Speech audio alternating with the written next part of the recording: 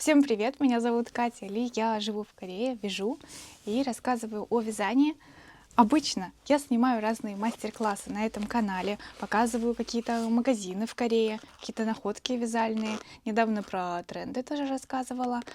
И часто какие-то интересные вопросы я получаю в комментариях. Лично обо мне, например, и на них я еще особо так в видео не отвечала. В комментариях иногда отвечаю, но вопросы начинают повторяться.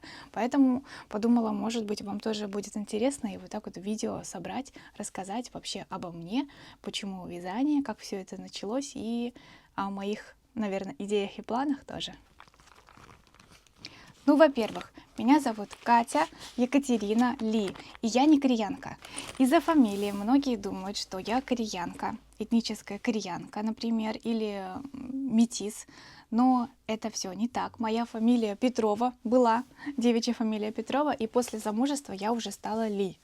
Поэтому это фамилия мужа. Я не кореянка, я чувашка из Башкирии. Но национальность у меня совсем другая. Хотя, если вы знаете чувашей, то внешность не всегда такая вот, как у меня, немного азиатская, чаще еще и более такая, как славянская, тоже светлая бывает. У меня много, наоборот, светлых друзей с другим разрезом глаз и с другим цветом волос. Я немного азиатская, поэтому, наверное, думают, что я кореянка. Нет, я не кореянка. И следующий вопрос, мой возраст. Мне 31, я 94-го года, тоже иногда мне пишут, что вот молодая там девочка, пока без опыта, нитки там заправлять не умеешь, еще что-то. Умею, я давно вяжу я уже 20 лет, наверное, если где-то 8-9 я начала вязать, мне сейчас 31, то получается, что больше 20 лет я уже вяжу. Как бы стаж тоже получается не маленький, вяжу давно. Не то чтобы я с 9-8 лет там начала вязать, и я постоянно прям вязала и зарабатывала на этом. Нет, я, конечно, не зарабатывала, но такие небольшие подработки были. Тогда даже во время и школы, и колледжа тоже я немного вязала. И продавала что-то на заказ тоже, шапки, шарфы, небольшие жилетки, что-то было, поэтому я бы сказала, что опыт какой-то, да, у меня вязальный есть. Но в последнее время стало его еще больше. Так, чтобы у меня была какая-то долгая пауза от вязания, наверное, такого и не было. Возможно, из-за работы когда-то я немножко останавливалась, но в целом смотреть даже кино, отдыхать вечером или в отпуске время проводить без вязания у меня не получается. Если у вас тоже вот такая вот зависимость, напишите, пожалуйста, как вы вяжете, как вы с этим справляетесь, можете ли просто посидеть и кино посмотреть. Мне это сложно дается. Итак, я родилась в Башкирии, в деревне, в очень маленькой деревне. Если, возможно, знаете, есть у нас рядом города Стерлитамак, Ишимбай, Салават. Вот я там рядом совсем, из маленькой деревни. И когда закончила школу, я училась в медицинском колледже. Поэтому первое мое образование — медсестра. Я работала в стоматологии. 6 лет я работала в стоматологии, и тогда после колледжа, после окончания колледжа сразу переехала в Санкт-Петербург, и там прожила лет 7, по-моему, и работала 6 лет там медсестрой. И снова возвращаюсь тогда к вязанию и к творческой моей натуре, к моей профессии. После того, как закончила медицинский колледж, я сразу же переехала в Санкт-Петербург и там поступила в университет технологий дизайна. Проучилась там 2 года, но я реально поступила на факультет текстиля. Даже тогда, на тот момент, моя мечта вот заниматься дизайном уже проявилась. Я тогда много рисовала, пыталась какую-то одежду делать, вот придумывала какой-то интересный дизайн и хотела поступить на дизайн одежды. Получилось чуть-чуть по-другому, но если бы я дальше продолжила, то тогда бы я училась вязать на вязальных машинах. Уже там начиналась практика, на 2-м курсе уже начинали что-то пробовать и какие-то паттерны создавали, но я тогда должна была уже Мне тогда нужно было работать. Я работала официантом ночью и очень уставала. В общем, ну такая вот история. Возможно, у кого-то тоже такое бывало, когда нужно совмещать все вместе. Мне было это сложно. И тогда я переключалась на другие подработки тоже. И в магазине тоже работала, и вот официантом. В общем, куча всего другого было. И решила я отчислиться из университета, поэтому университет я тогда не закончила, забрала документы и уже перешла в стоматологию. Вот тогда я начала работать в стоматологии. Если я не ошибаюсь, это, наверное, 2015 год, наверное, был. Я вот с 2015 года работала в стоматологии, и как-то я там, наверное, прижилась, хоть мне, конечно, не хотелось работать в медицинской профессии, мне хотелось творческого, но на тот момент я понимала, что вот творческое, рисовать, шить, мне дается все равно сложно, потому что я была абсолютно без подготовки, я даже в художественную школу никуда не ходила. На самом деле я самоучка абсолютная была, и когда я пришла в университет, мне давалось это сложно. И нужно было еще и зарабатывать, поэтому я решила тогда отчислиться и просто работала в больнице, привыкала к тому, что я буду этим заниматься. Но через какое-то время все равно поняла, что мне не хочется оставаться в больнице, все-таки это не мое. Мне хотелось чего-то другого, хотелось и творческой работы, и путешествовать. И мне тогда еще и Корея стала, Корея меня стала так привлекать, стало очень интересно. Я начала заниматься, корейский учить, смотрела на ютубе тогда много разных видео, как люди живут в Корее, на все блоги там подписывалась, смотрела. Мне очень хотелось побывать в Корее, но начала просто с изучения языка, продолжала дальше работать и решила, что если я в будущем поеду в Корею, тогда мне нужно будет еще другое образование, и я решила переучиться. Поступила на заочку на преподавателя английского языка. Подумала, буду учить английский. Если еще добавлю корейский, тогда можно будет и преподавать корейский, репетиторством заниматься. И в итоге я поступила на заочку, также в Питере, и еще училась. То есть я работала в больнице, то есть я работала в стоматологии, и параллельно, когда я могла взять отпуск, я вместо отдыха училась, была сессия. Поэтому постепенно я еще и другое образование получила. Ну и еще одновременно с этим я и с мужем познакомилась. Знакомилась в 2019 году. Я и вот английским занималась, и в универе училась, и работала, и еще и корейский хотела тоже. Подумала, что все-таки на будущее мне корейский же тоже нужен будет. И корейский снова у меня возобновился, и вот в переписке в интернете познакомились с мужем. Не знаю, если вам тоже это интересная история, как-то подробно вот больше вот такое видео снять с мужем, наверное, тоже можно какое-то интервью там, как мы познакомились, снять. Ну, не знаю, на самом деле, интересно ли это же вязальный канал, поэтому чуть-чуть могу вот так добавить, что когда мы начали встречаться, потом началась корона. Потом начался карантин, мы дома вместе оставались, и предложил мне муж тогда уволиться. Потому что я хожу в больницу, работаю, вдруг я заболею, что-то случилось, и он мне предложил просто оставайся тогда дома. Пока сейчас такая ситуация, будешь дома, не надо работать. Я тогда уволилась. Ну, естественно, сидеть просто так я дома не могу. Мне что-то хочется делать. Ну, у меня тогда еще учеба тоже была. Я поэтому на сессиях тоже была. Учеба у меня 4,5 года, по-моему, была. Поэтому я и на сессиях была, и в свободное время мне что-то хотелось делать. И как-то вот придумалось, что я начала шить кожаные изделия. Кошельки небольшие, карт-холдеры, такое для паспорта, чехлы, сумки тоже, небольшие вещи вот такие шила. И до сих пор этими вещами муж тоже пользуется. У меня тоже есть. Кстати, у меня тоже есть.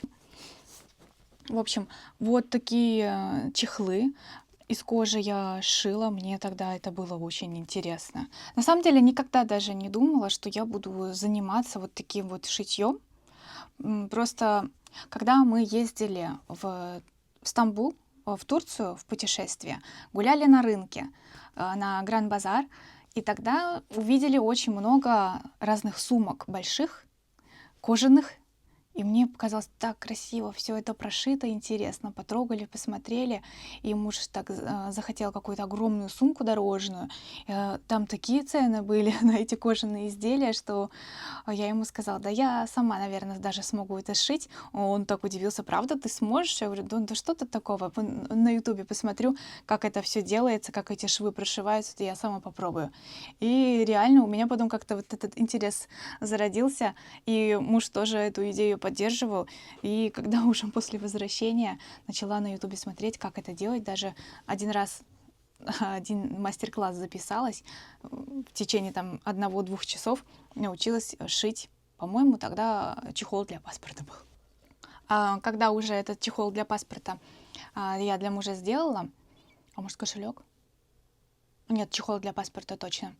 И тогда он начал всем друзьям тоже это показывать, что вот там жена, вот мне тогда еще мы, по-моему, даже не женаты были, что девушка вот сшила, и он всем начал показывать, это реклама получилась, и еще появились заказы.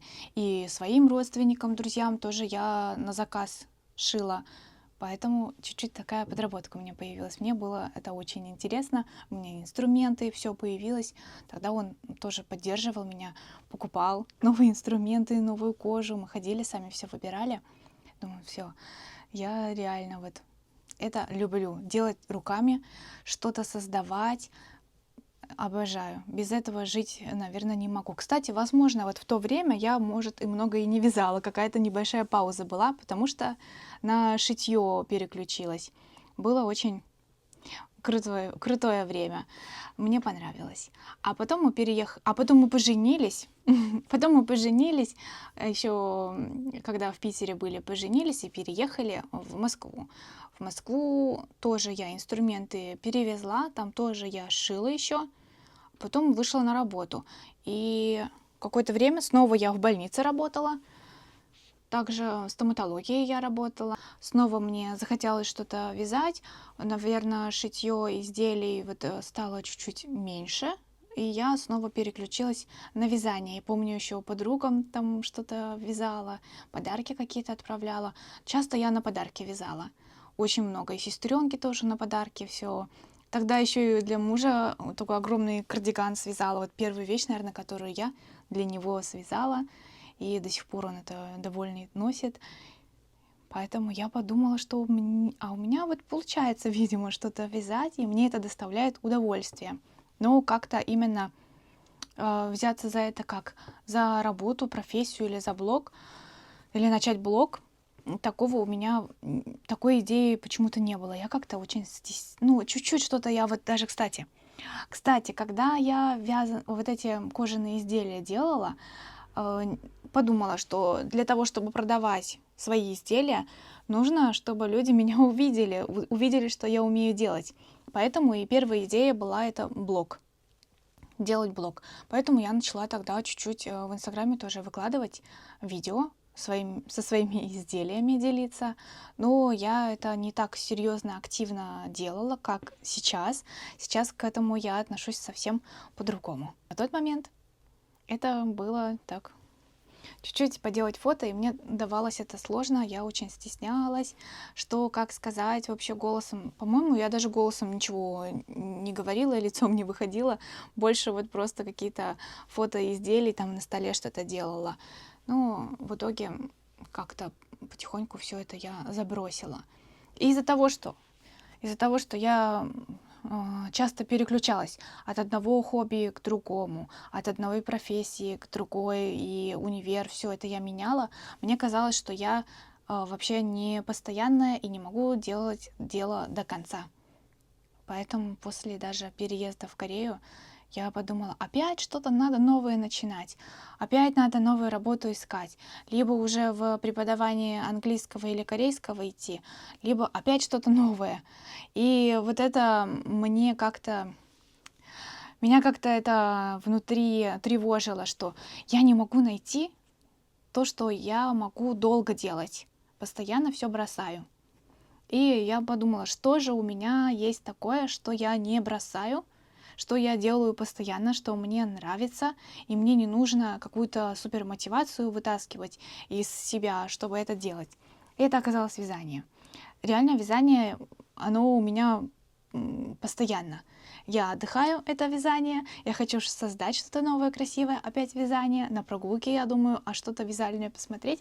То есть это точно мое, то, что мне не надоедает. Я вижу, кто-то часто пишет, что вот устала, там перегорела от вязания. Ну, возможно, у меня тоже такое будет, но пока я чувствую, что оно меня наоборот заряжает. Мне хочется сесть, повязать, что-то новое придумать, потому что мне доставляет это удовольствие. Сам процесс меня отвлекает от всех других дел. Я тут подумала, что результат, конечно, меня тоже радует. Я всегда думаю о том, что как получится, но мне еще нравится сам процесс. Например, вот думать, подбирать, где какие будут цвета, какие будут швы, там какими петлями я буду все это вязать, фасон. Пока все это я придумываю, я уже чувствую какое-то удовлетворение, что я что-то создаю сама. Не знаю, знакомо ли вам это такое чувство. Возможно, тоже вы понимаете, о чем я говорю. Вот в рисовании я тоже себя так чувствовала, что я что-то, вот чистая бумага, ничего нет, и я сама что-то там нарисовала, что-то создала. Также у меня вот с вязанием. Ниточка, пряжа, вот просто клубок какой-то, моток, и я из этого своими руками и инструментами что-то создаю, чувствую, что это какое-то волшебство, и мне вот это волшебство хочется постоянно, на постоянке хочется что-то делать и делать. И когда я пробовала еще друзей научить вязать, я еще больше удовольствия получила, что я объясняю, и потом у них это получается. И если вот вы со мной тоже вяжете по моим мастер-классам, и потом об этом пишете, что вы вязали, и у вас получилось, или вообще никогда не вязали, вот первый раз сели сделать что-то новое, повязать по моему мастер-классу, и у вас получилось, вы меня смогли понять, это очень приятно. И наконец-то я чувствую, что я делаю что-то вот в нужном русле иду, что это мое направление, что мне нравится. И самое только сложное было из всего этого говорить. Говорить на камеру, вот так вот выходить. Мне не нравилось, как я выгляжу, что я делаю. Потихоньку начинаю к этому привыкать, и мне хочется еще что-то больше интересного, нового делать, что-то вам показать, не знаю, может удивить как-то или что-то необычное сделать, а может наоборот стабильно что-то такое интересное, спокойное делать, чтобы многим это нравилось. Ну и главное, чтобы мне это тоже нравилось, потому что я вроде бы стараюсь постоянно тоже всем угодить, чтобы всем понравилось, а с другой стороны, а нравится ли это мне тоже? Например, про одежду, про то, что я хочу создавать именно, какой дизайн создавать. Вот мне хочется создавать то, что реально возможно носить, то, что я буду носить. Какие-то очень необычные, не то, что необычные, нет, необычные я тоже буду носить. Вот это для меня это тоже необычно, мне это хочется носить. А что-то интерьерное, например, что-то милое или что-то чуть-чуть странное, я знаю, что это я не буду носить. Знаю, что я это свяжу, возможно, видео будет интересное, но я это не буду в жизни никак использовать, поэтому какие-то еще дополнительные видео снимать с этой вещью мне будет сложнее. Многими любимый плед. Плед классный, плед, который становится букетом, он очень красивый, он эффектный подарок. И я его вязала, потому что он очень необычной формы, необычно выглядит. Конечно, не я его придумала. Кто-то вот реально писал мне, что Катя, запатентуй эту идею. Как я могу ее запатентовать, если она не моя? Я просто в интернете постоянно в прошлом году, вот где-то вот в этом сезоне весной натыкалась на это видео, на разные видео с пледами, букетами. И я подумала, интересно, как это вяжется? Почему-то именно среди русскоязычных я пока не видела такого букета. Я подумала, что надо быстрее тогда связать. Это же вроде бы несложно. И я подумала, как это вязать, и видео сняла. И с какой-то стороны я подумала, да, уловила этот момент тренда, что, возможно, это что-то необычное, интересное, я вязала. Но с другой стороны, у меня этого пледа нет. Я вязала его на заказ и отдала. Вязать его для себя я тоже не знаю, как особо его применить. Как подарок я его вижу. А самой укрыться оставить тоже. Я такими яркими вещами вроде бы и не укрываюсь. Мне в интерьер тоже не впишется. Как бы вроде бы классная вещь, но стилистика тоже не моя. И поэтому, когда я другие видео начала снимать, возможно, они не такие популярные получаются. Может быть, скучные, не знаю. Но буду стараться, чтобы это было не скучно, чтобы это было стильно, классно. Я хочу составить прям целый гардероб. Конечно, не вся вязаная такая, хожу вся такая, и шорты, и, там, и футболки, майки, сверху кардиган, сумка, все вязаное. Конечно, будет странно, наверное, выглядеть, но все вещи вязаные постепенно с другими вещами комбинировать и вводить в гардероб, чтобы это было стильно, чтобы видно было, что вот это Катя Ли, это по ней вот ее дизайн видно. Вот что я сейчас хочу сделать, так это сделать свой узнаваемый стиль. И если вам это тоже интересно, откликается, что вы тоже хотите стильные, красивые вещи в гардероб добавлять, то тогда добро пожаловать на канал. Если еще не подписаны, то обязательно подписывайтесь. Вместе будем создавать красивые, стильные вещи. Если у вас даже какие-то идеи есть, всегда можете в комментариях где-то мне написать. Либо в других соцсетях тоже, которые я в описании оставляю, тоже можете все написать, что вам интересно. Мы можем все это вместе вязать, почему бы и нет. Может, вам тоже это реально интересно. Давайте создавать вещи, красивую одежду, красивые аксессуары. И мне хочется носибельные. Кардиган я ношу. Сумку новую связала. Я тоже ее ношу, я с этой сумкой хожу. Но здесь даже мешочек просто вот чисто даже случайно получился. Хотела по-другому, а потом сделала вот так, и мне понравилось. И сейчас еще новые делаю. Скоро вот буду мастер-класс тоже выкладывать, сейчас в процессе создания. Мне хочется то, что я реально использую. То, что вы тоже можете использовать, вязать. Поэтому вот такая сумка, я ее просто накидываю вот так вот на плечо. И ношу уже несколько дней вот так вот хожу. Она у меня совсем новая. Только вот неделю, наверное, как связала. Я с этой сумочкой постоянно хожу. Она здесь так легко, комфортно висит. И все. Поэтому мне хочется делать какие-то такие носибельные вещи. У меня недавно было интервью для корейского YouTube-канала. Это YouTube бренда пряжи. Поэтому все это с вязанием, конечно, связано, но в целом у меня там разные вопросы спрашивали и про жизнь тоже, про вообще меня и про переезд в Корею тоже. Я подумала, что на своем-то канале я никакое интервью не делала, ничего не рассказывала. Поэтому, если вдруг вам интересно, я решила такое видео снять, познакомиться с вами поближе. Ну и вдруг вы знаете корейский или хотите послушать, как я там по-корейски разговаривала и с русскими субтитрами посмотреть, то ссылку на это видео в описании оставлю. Конечно, такое биографичное обо мне не так много, наверное, рассказала еще. Если тоже у вас есть какие-то вопросы, обязательно в комментариях напишите. Могу снять еще видео, еще рассказать, если вас что-то интересует. Если вдруг та идея, которую я говорила, что вот с мужем, например, что-то снять, интервью с ним снять или поспрашивать его. Он отлично говорит на русском, 10 лет прожил в России и точно сможет на ваши вопросы ответить, поэтому можно и у него поспрашивать. Конечно, он не прям активно на моем канале участвует, но если попросить, он точно никогда не откажется. Он на мои просьбы всегда охотно соглашается, всегда помогает и поддерживает. Поэтому, если вам вдруг интересно, то давайте мы можем тоже его пригласить, спросить, как ему было изучение русского, или жизнь в России, или еще что-то, или как жизнь с русской женой. Ну, все можно поспрашивать. Поэтому о переезде в Корею тоже я еще много не рассказывала в целом. Про Корею, если у вас вопросы тоже есть, можете написать, как мне здесь. Ну, я думаю, вы чувствуете, мне здесь хорошо. Если бы было бы плохо, наверное, я, может, так много и не снимала бы. Мне нравится здесь, поэтому, если вас что-то интересует, всегда рада ответить на ваши вопросы. Пока-пока!